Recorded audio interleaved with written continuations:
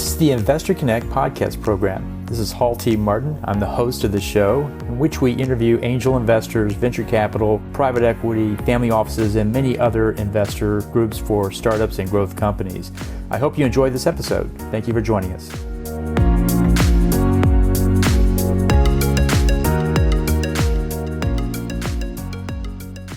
Well, hello, this is Hall Martin with Investor Connect. Today I'm here with Sarah Jennings, co-founder of Beyond Capital Funds and the director of the Beyond Angel Network. The Beyond Capital Funds invest alongside established VCs targeting late seed to Series A investment opportunities in disruptive innovations such as artificial intelligence and next-generation internet. Beyond Capital Funds invest in faith-driven founders with rapidly scaling investment opportunities with near-term exit options 5 years or less from initial investment. Sarah, thank you for joining us. Yeah, thank you for having me, Hall. Excited to be back. Well, great. So where are you calling from today? I'm calling from Dallas, Texas, so just up the road a little bit from Austin. That's great. Well, for those who haven't heard the previous podcast, can you tell us a little bit more about your background? Yes, happy to do so. So like you said, I'm the co-founder of Beyond Capital Funds and also the director of our angel network, Beyond Angels. And so I've had the pleasure of being involved with the organization for the last about 3.5, 4 years in different roles, both on the fund side as well as on the angel network side.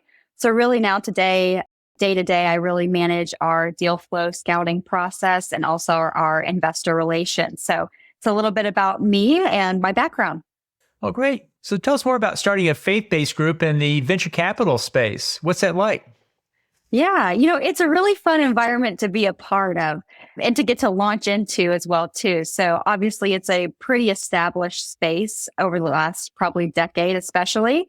But it's been fun to see it grow and be a part of that, really from the angel network side first, but now also from the fund side. So it's just like any of the kind of subsectors or verticals in venture. It's fast paced, it's exciting. And it also has an impact side as well, too, which I found really interesting and also very rewarding as well, too. So it's been a lot of fun.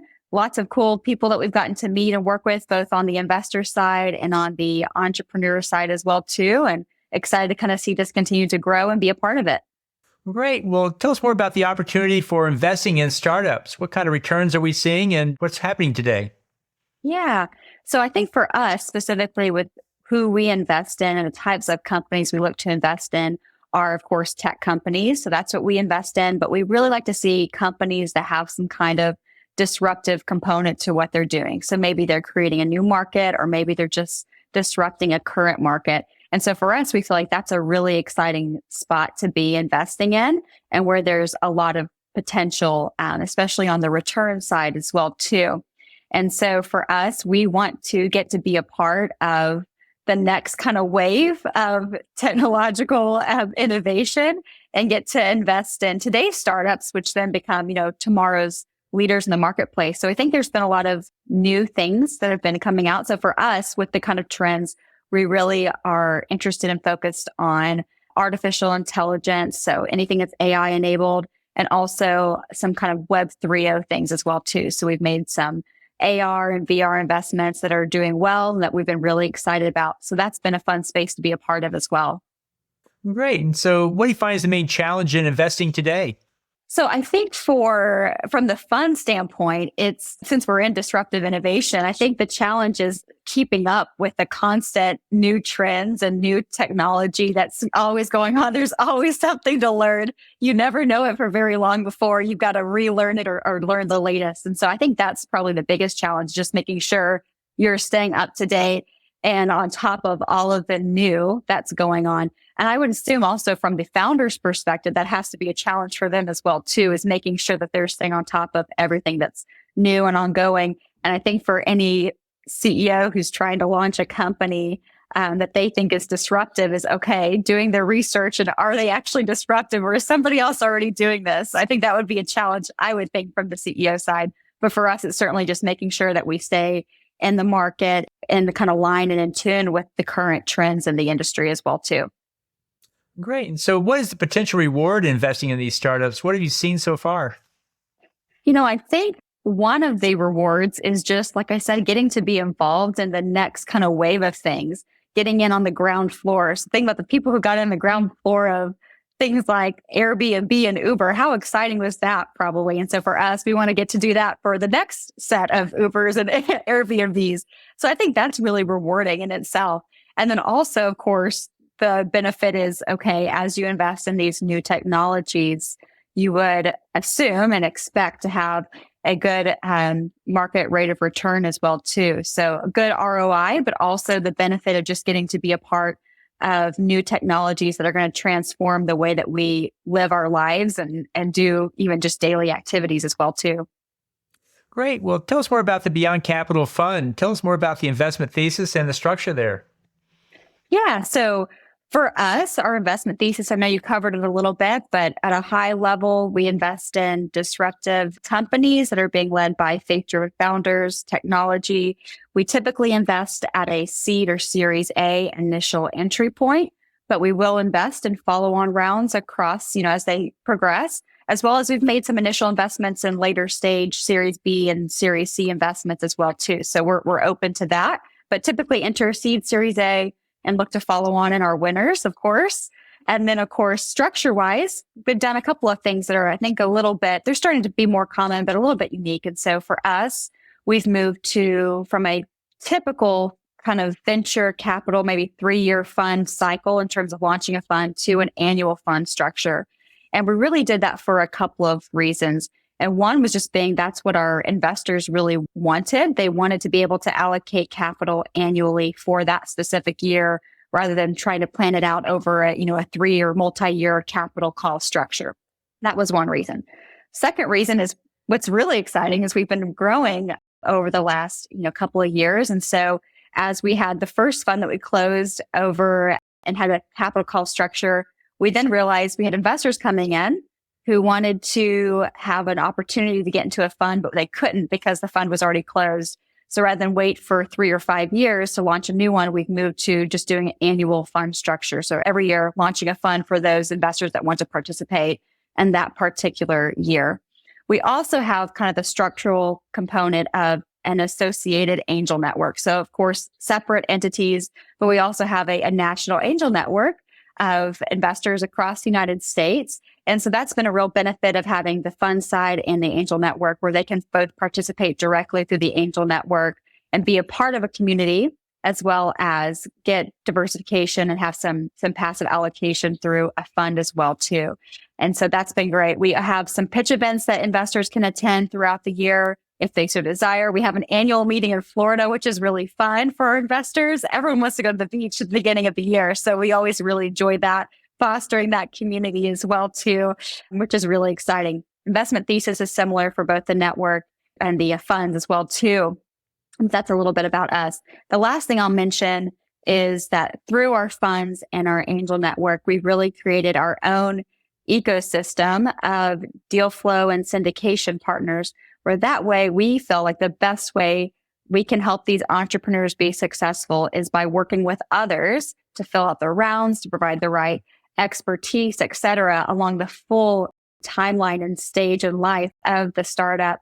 And hopefully that be a benefit for us all. And so we have relationships with people who go earlier than us, and then we can invest after them. And then we have relationships with people that invest at the same stage that we can syndicate on rounds with. And we also have relationships with investors, so funds or larger groups who will invest much later stage than we will typically, so who can help, close out rounds further on down the road as well too. So I think that's been a really unique component and a big benefit for entrepreneurs as they come to us. Right now, we have 2 funds investing as well as our angel network personally, but then we can also introduce them to others in our angel network and fund kind of syndication network that we have.